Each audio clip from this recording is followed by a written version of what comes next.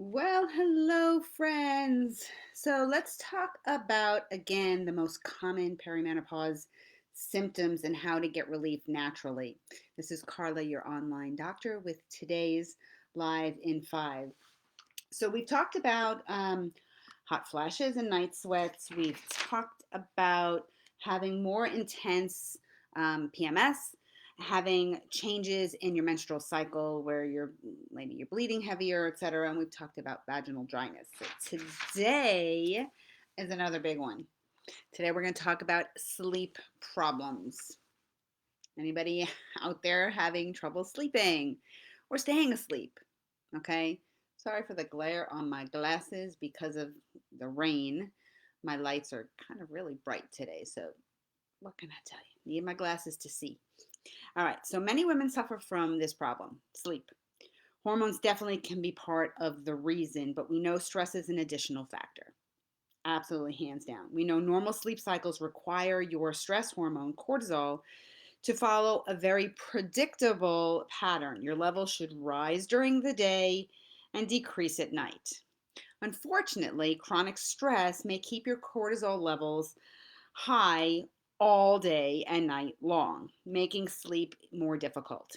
Okay, in addition, if you're having hot flashes, night sweats, and whatever, you can be uncomfortable during the night, so your sleep quality is actually pretty poor. But fluctuating hormones is a big factor, of course, as well. So remember that when cortisol is high, it actually steals progesterone from your regular cycle. So your calming progesterone hormone drops. So your ability to unwind and sleep actually goes out the window on top of the cortisol being high. So it's a bad, vicious cycle. As the progesterone drops, you end up in a state of estrogen dominance, again, once, which makes sleep also very difficult. Just not good all around. Then there's melatonin, the neurotransmitter like hormone that regulates your circadian rhythms. Okay, naturally decreases as you approach menopause. Okay, as we get older, that just naturally goes down.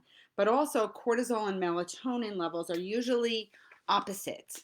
Okay, so normally at night your cortisol level is low and your melatonin level is high. But if your cortisol levels are chronically elevated, your melatonin will never kick in gear enough to able your body to settle down. Okay, so what can we do? How do we treat this naturally? So, first of all, better nighttime routine. Just like little kids, your body needs a routine. So, if you're going to sleep at different times every single night, you are messing yourself up. All right, so first off, turn off your screens. Computers, phones, TVs, etc. Ideally 2 hours before you go to bed, at least one, okay, hour before bed to decrease that blue light, which further decreases your melatonin levels and makes sleep even more challenging. So take out a book, read, journal, meditate, take a bath, talk to your family, do something, okay? But and also be consistent. Your body knows when it's time for sleep if you stay in a regular pattern, okay? So if you start that sleep routine, your body's gonna, oh, it's time, it's time to start raising that melatonin. It's gonna know when to do the things. But if you don't stick to a regular routine, it doesn't know when you're ready for sleep. Two, exercise during the day. Gentle exercise like walking, yoga, resistance training actually lowers cortisol levels, reduces restlessness, and enables you to get to sleep and actually stay asleep. Number three, avoid sugar and alcohol.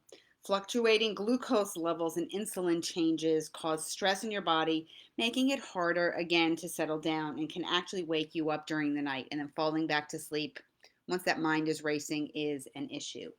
And lastly, take some supplements, good quality supplements, things like magnesium, melatonin, 5-HTP, wild yam extract.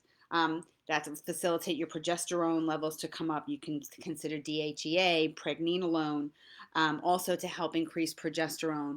These are all good things. Melatonin, 5-HTP, magnesium, they're going to help you sleep.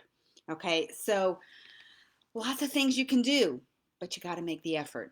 Okay, you got to make the effort. If you want to sleep, that's all I can tell you. If you don't make the effort, sleep is going to be a challenge as you get into and through perimenopause and even into menopause. It gets even more challenging.